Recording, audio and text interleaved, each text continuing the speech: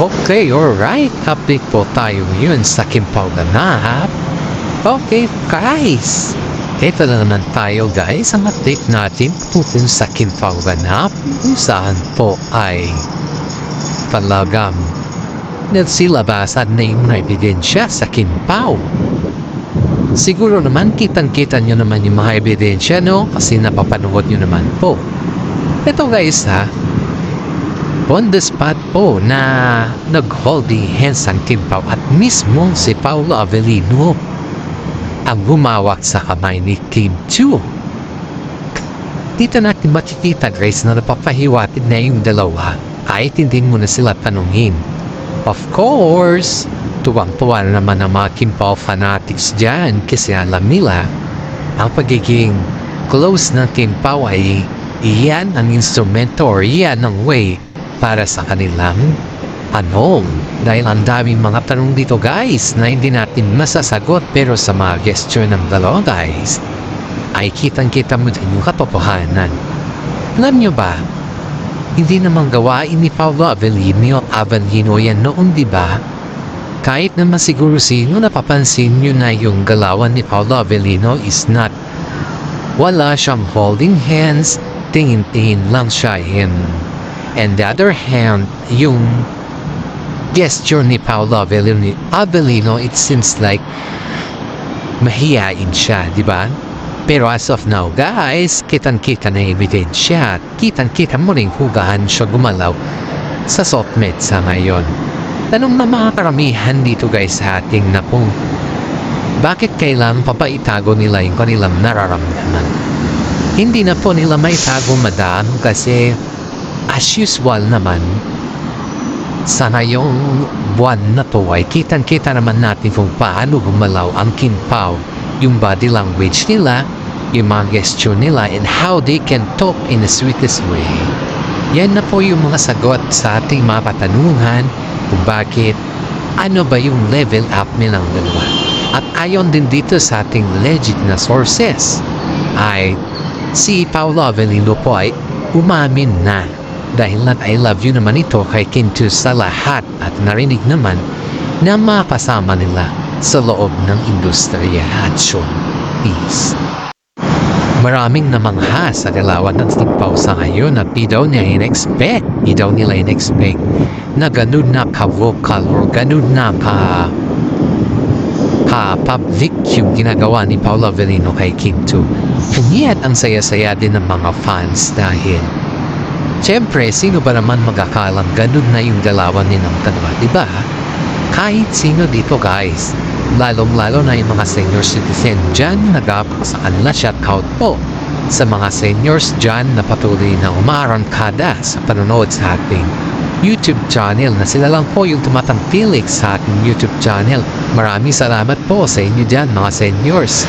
Kayo po yung special sa atin dahil kayo din po yung nanonood sa aking YouTube channel. Ngayon, guys, super duper excited yung mga fans sa pag-amin ni Paolo Avellino. Kitang-kita natin sa galawan niya ngayon ay talagang sobrang na, guys. Pero proud kami kay Paolo Avellino at si Kim Chiu dahil kahit ano man yung mga passers na dumarating sa kanilang buhay ay hindi pa rin sila yung tao na bagais. Hindi sila yung tao na yung palaban tungkol sa kanilang mga galawan na sila pa rin yung napaka-humble at saka very professional sa kanilang mga galawan.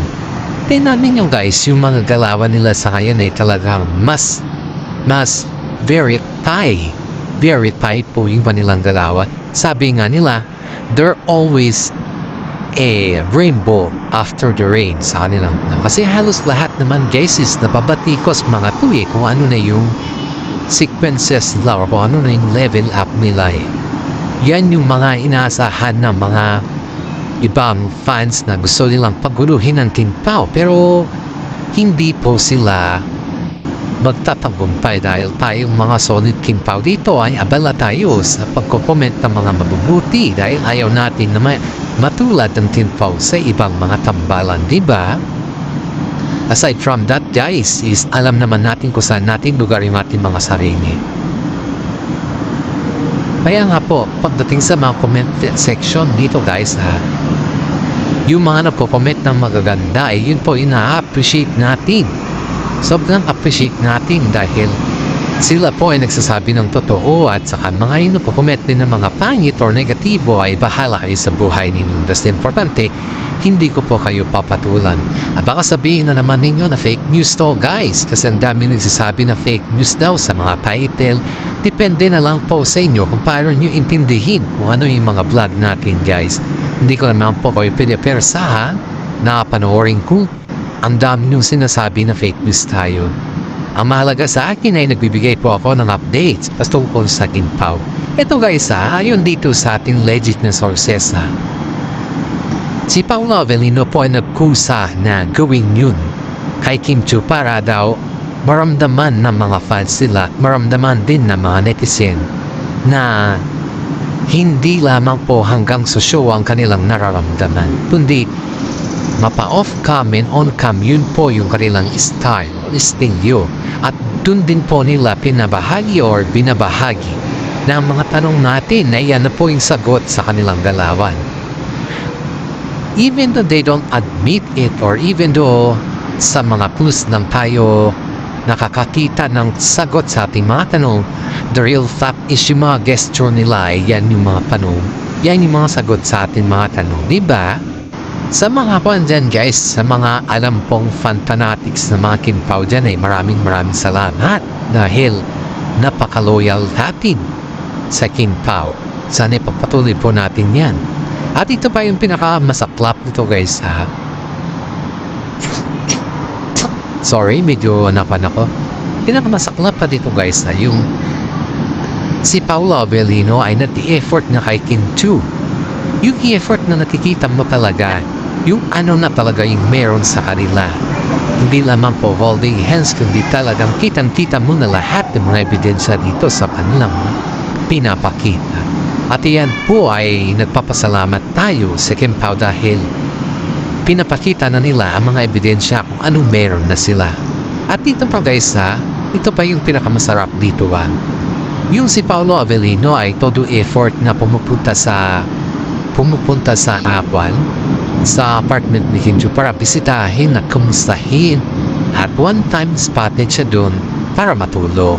Aba, Pao, kakaiba na yan matulog talaga doon ayon yan dito sa ating legit na sources guys kasi natanong daw niya mismo si Paolo Avellino kung saan siya pupunta and then sabi daw niya magja-jogging daw sila ni Kim Chiu sa kinabukasan and that is start hata ng very early morning so kailangan niya matulog din sa apartment ni Kim Chiu para sa ganun na hindi siya malate doon sa kanyang pagjaggingan at yan po ang kanilang kasing banding guys. Ang dami nang nahahakot na Kim Chiu at Paolo Avellino na kasama na magja-jogging at dahil sa mga ganyan na kanilang taktika guys ay dumarami na din yung mga kanilang mga fans at mga kaibigan sa showbiz. Kitang-kita naman natin lahat doon meron na sa kanila sa ngayon guys na iyon ay pinagtataka ng mga iba kung bakit ngayon lang daw sila maglanpat ng ganyan na acting. As usual naman guys hindi naman kailangan na everyday na magganon sila kasi nga pag yun ay everyday naman na magganon sila that is scripted already. Hindi yung pusa sila pa. Kung everyday scripted niya pero iyan guys ay kita natin yung kanilang galawan talaga na pusa, hindi scripted guys.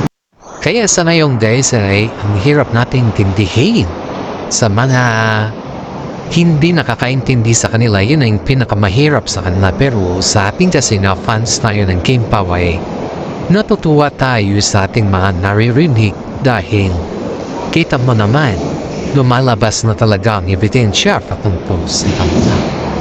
Ito pa guys na-interview kagad si Kim Chiu nung not I love you si Paolo Avellino sa kanya. At ang sabi kay Kim Chiu is, anong dahilan daw na not I love you si Paolo sa kanya? And then ang sagot naman ni Kim Chiu is, not I love you siya dahil gusto niya ako sabay tawang gano'n.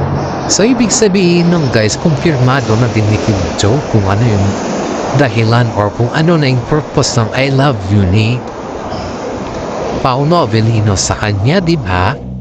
Kaya dito natin makikita talagang is na hindi lang sa movie sila gumagawa ng ganun kundi pati na rin sa off-cam. Kaya mga netizen dyan, mga kumakabog-kabog at ayaw ang Kim Pao ay hindi po kayo magtatapumpay. Eto na naman guys, spotted na naman ang Kim Pao sa aeroplano na kung saan ay talagang couple t-shirt, couple eyeglass, couple shoes at yun na nga, same color pa. Isa lamang ibig sabihin yan guys, ang daming napapapicture sa kanila nung nakita nila ang Kim Pao sa labas ng airport. Haba, ano yan Kim Pao? Lantaran na ba talaga? Wala na bang tago-tago niyan? O ngayon, ano masasabi ng mga nagtatanong na fake news tayo dito? Lumabas yung mga fake news dyan na nagko-comment sa akin para ipakita natin at labandera natin sa kanila kung ano sino yung nagsasabi ng totoo at hindi. Yan na yung ebidensya na tinatanong ninyo sa akin guys ha. Yan kasi ang hirap sa inyo eh. Pag yung kwan kayo, magsabi kayo ng fake news eh. Kita naman natin yung katotohanan, di ba? Sa mga nagsasabi dyan, labas na. Lumabas na kayo. Kasi ngayon na kayo magsalita at sabihin sa akin na fake news ako sa ating mga na-update sa inyo guys. Kaya, you know guys ha, sa airport pa lang sa kanila ay spotted na kitang-kita mo yung mga galawan nila dito. Ang daming nagpapapicture. Alam kong mga loyalista ng mga Kim Pao yung nagpapapicture sa kanila eh.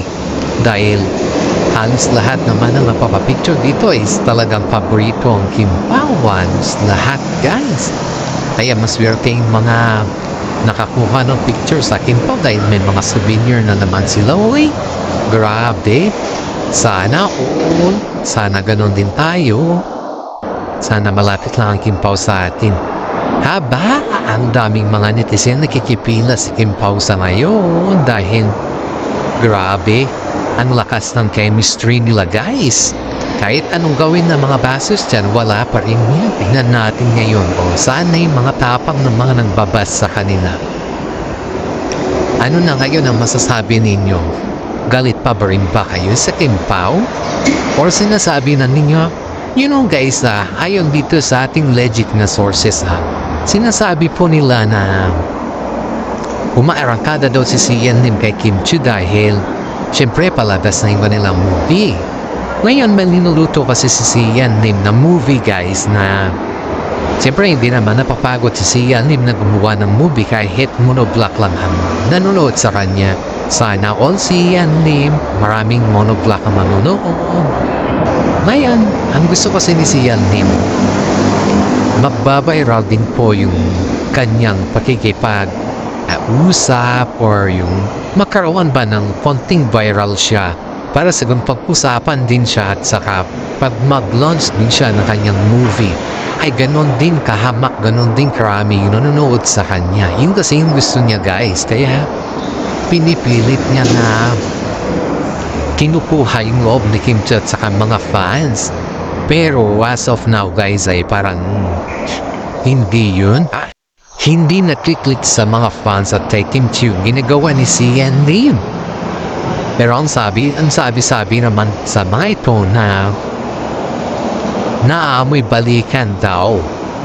Pero wala namang gano'n na nangyayari guys kasi kilala naman natin si Sian Lim na manggagamit, manggaba.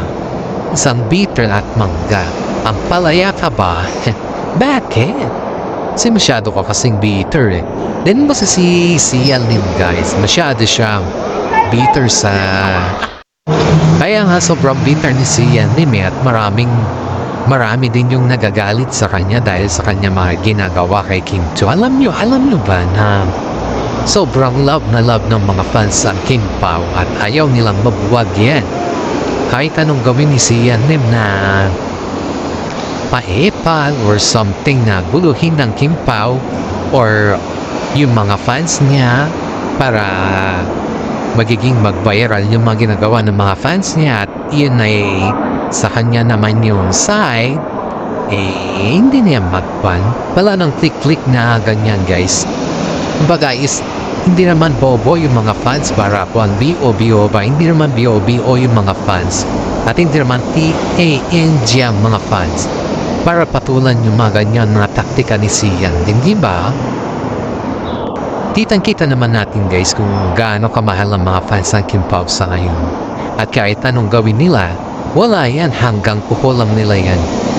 Etong si Paolo Avellino, nung naririnig na may mga balita na namamasyal daw si Yan Lim kay Kim Chu sa apartment pero hindi pinapapasok ni Kim Chu si Yan Lim sa apartment hanggang lang dun sa baba sa lobby lang na may dala-dala daw bulaklak at saka flowers para sa ganun ay mag-ayos daw sila mag-usap ng masinsinan pero wala na guys, even doon mag-usap sila o mag-ayos sila, wala na yung charisma ng mga fans kay Sian, hindi. Bagsak na talaga siya. Kaya na siya nag-aral ng pagkapiloto dahil alam niya yung career niya sa showbiz ay wala nang paputunguhan. Kumbaga, second option na lang niya yun yung pagkapiloto niya. Para sa ganon, still ongoing pa rin yung kanyang income. Pero kahit gano'n ang mangyari sa kanila guys, ay alam naman natin kung sino yung karapat dapat pagdating kay Kim Chu at saka kay Paolo Avellino. At hanggang dito na lang po ang ating YouTube channel. Maraming salamat at God bless po sa ating lahat.